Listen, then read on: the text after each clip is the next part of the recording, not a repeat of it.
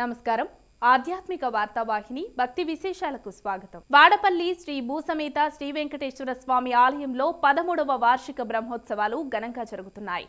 ఉత్సవాల్లో భాగంగా రెండో రోజున ఉదయం ఆలయ అర్చకులు విశ్వక్సేన ఆరాధన, పుణ్యవాచనం, స్వామివారికి పుష్పయాగ మహోత్సవం, సహస్ర దీపాలంకరణ సేవ నిర్వహించారు. అనంతరం ఆలయ ప్రాంగణంలో హోమం నిర్వహించి స్వామివార్లకు నీరాజన మంత్రపుష్పం సమర్పించారు. స్వామివారు సరస్వతి అలంకరణలో హంస వాహనంపై మాడవీధుల్లో విహరించి భక్తులకు అభయప్రదానం చేశారు. కళా బృందాల కోలాటంతో సందడి చేశాయి. పెద్ద సంఖ్యలో తరలివచ్చిన భక్తులు స్వామివార్లను దర్శించుకున్నారు.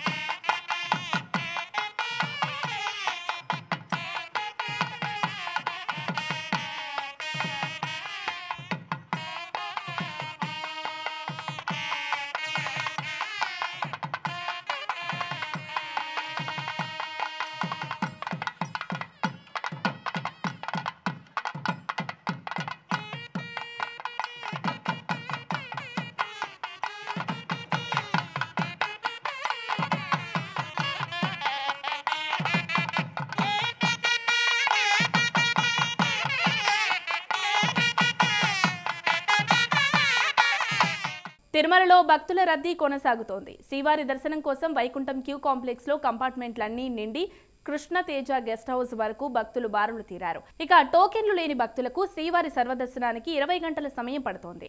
శుక్రవారం 74,468 మంది భక్తులు స్వామివారిని దర్శించుకున్నారు. 20,825 మంది తలనీలాలు సమర్పించారు. 3,86,00,000 హుండీ ఆదాయం వచ్చిందని తితీదే తెలిపింది. పెరటాసి మాసం చివరి శనివారం కావడంతో భక్తులు శ్రీవారికి మొక్కులు చెల్లించుకున్నారు. కాలినడకన భక్తులకు 3,000 టోకెన్లు జారీ చేసింది. 18,000 మందికి సర్వదర్శనం టోకెన్లు మంజూరు చేసింది. ప్రత్యేకంగా నడకదారుల గుండా తిరుమల యాత్ర సాగిస్తున్న భక్తులు అలిపిరి పాదాల మండపం వద్ద పిండి దీపాలు పెట్టి స్వామివారికి ప్రత్యేక పూజలు నిర్వహిస్తున్నారు. శ్రీవారి మెట్టు మార్గం భక్తుల గోవిందనామ స్మరణలతో మార్మోగిపోయింది.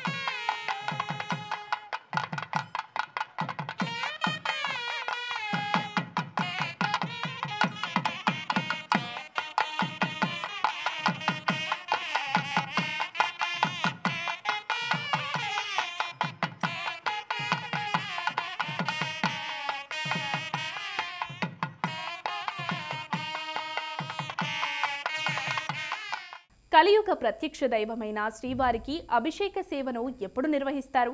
స్వామివారికి అభిషేక సేవ అనంతరం అలంకరణ ఎలా చేస్తారు? స్వామివారికి అలంకరించే వస్త్రాల విలువ ఎంత? శుక్రవారం రోజున నిర్వహించే అభిషేక సేవకు ఉన్న ప్రత్యేకతలేంటి? శ్రీనివాస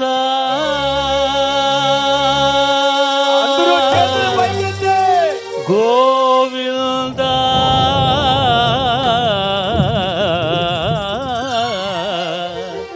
శ్రీ వెంకటేశ గోవింద శ్రీనివాస గోవింద శ్రీ వెంకటేశ గోవింద భక్తవత్సల గోవింద భాగవత ప్రియ గోవింద నిత్య నిర్మల గోవింద నీలమేఘ శ్యామ గోవింద పురాణ పురుష గోవింద పుండరీకాక్ష గోవింద గోవింద హరి గోవింద అందరూ పలకాలి తమ తమ చేతులు శిరస్సు మీద ఉంచి గోవిందనామ స్మరణ చేయండి మోక్షాన్ని పొందండి గోవింద గోకుల నందన గోవింద గోవింద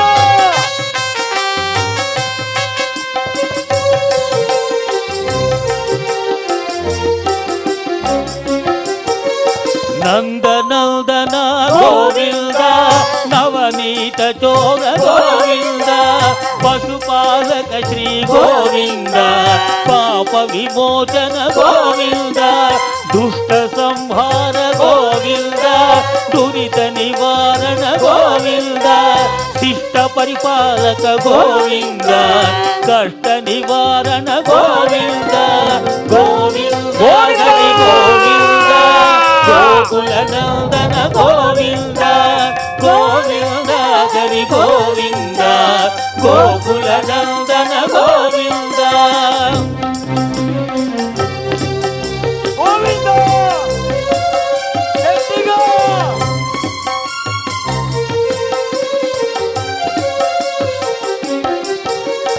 వజ్రమకుటధర గోవింద వరాహమూర్తివి గోవింద గోపీ జనలోల గోవింద గోవర్ధనోధర గోవింద దశరథ నందన గోవింద దశముఖవర్ధన గోవింద పక్షివాహన గోవింద పాండవ ప్రియ గోవింద గోవింద హరి గోవింద గోకుల నందన గోవింద గోవింద హరి గోవింద గోకుల నందన గోవింద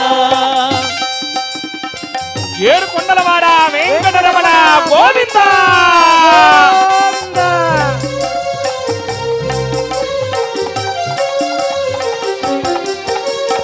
మత్స్యకూర్మ హరి గోవింద మధుసూదన హరి గోవింద వరాహ నరసింహ గోవింద వామన భృగురామ గోవింద బలరామానుజ గోవింద బౌద్ధ కల్కిధర గోవింద.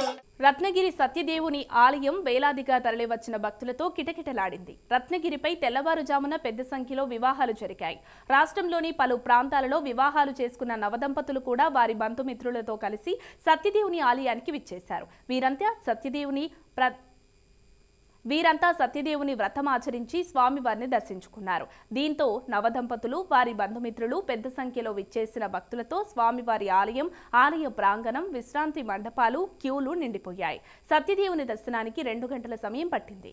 సత్యదేవుని దర్శించిన భక్తులు సప్త గోకులంలో గోవులకు ప్రదక్షిణ చేశారు. అనంతరం రావి చెట్టు వద్ద జ్యోతులు వెలిగించి ప్రదక్షిణ చేశారు.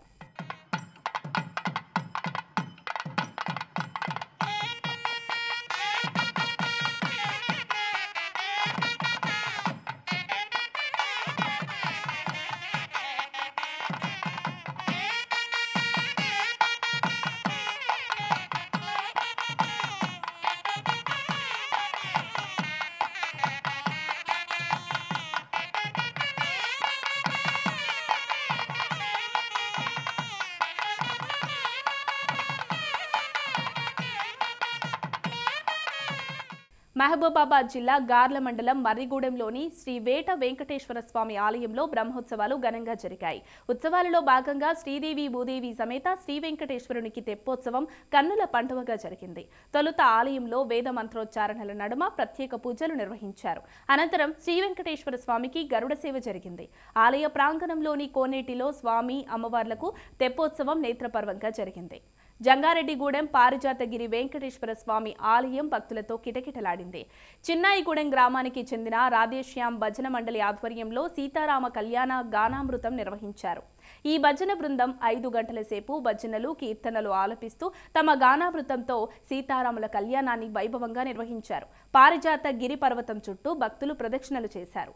స్వామివారిని దర్శించి మొక్కులు చెల్లించారు. ప్రధాన అర్చకుడు రవికుమార్ ఆచార్యుల ఆధ్వర్యంలో స్వామివారికి పూజలు జరిగాయి. ఈవో రాంబాబు ఏర్పాట్లు పర్యవేక్షించారు.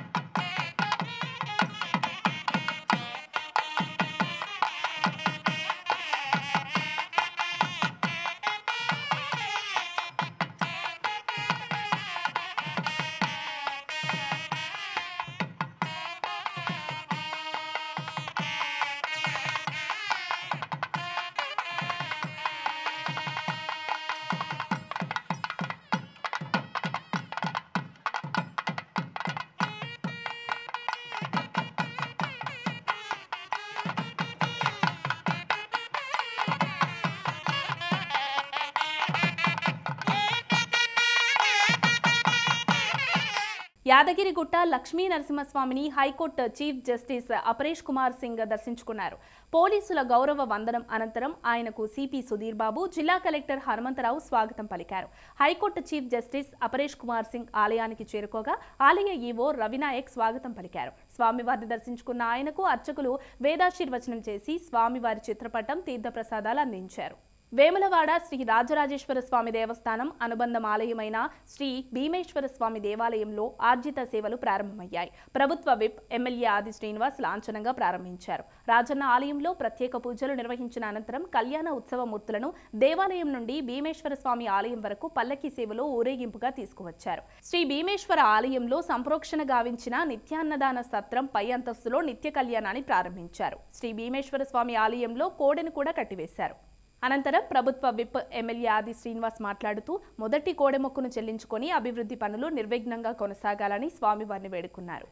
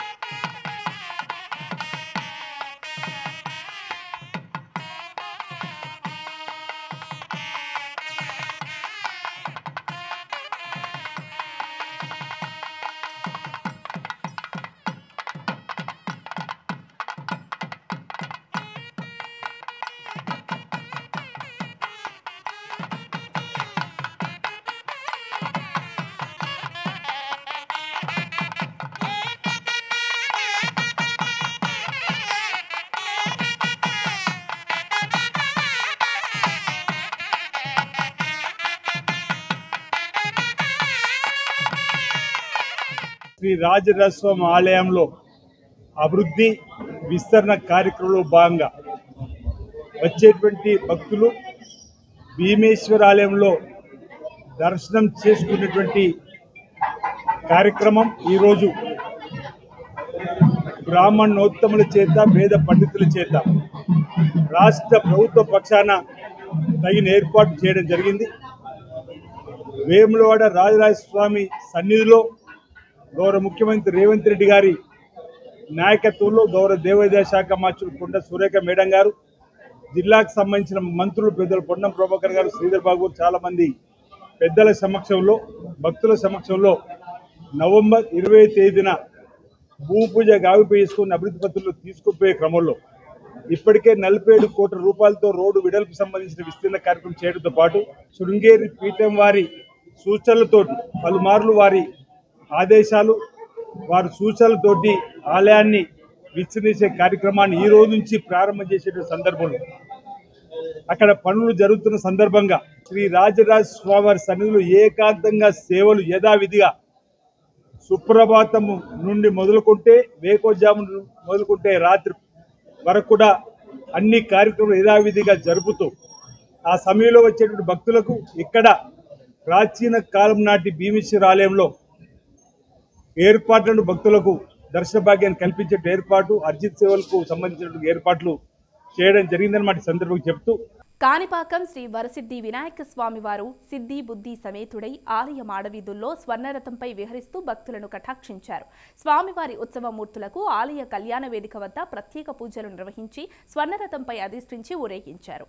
ఈ కార్యక్రమంలో ఆలయ పాలక మండలి సభ్యులు, ఈవో, భక్తులు పాల్గొన్నారు.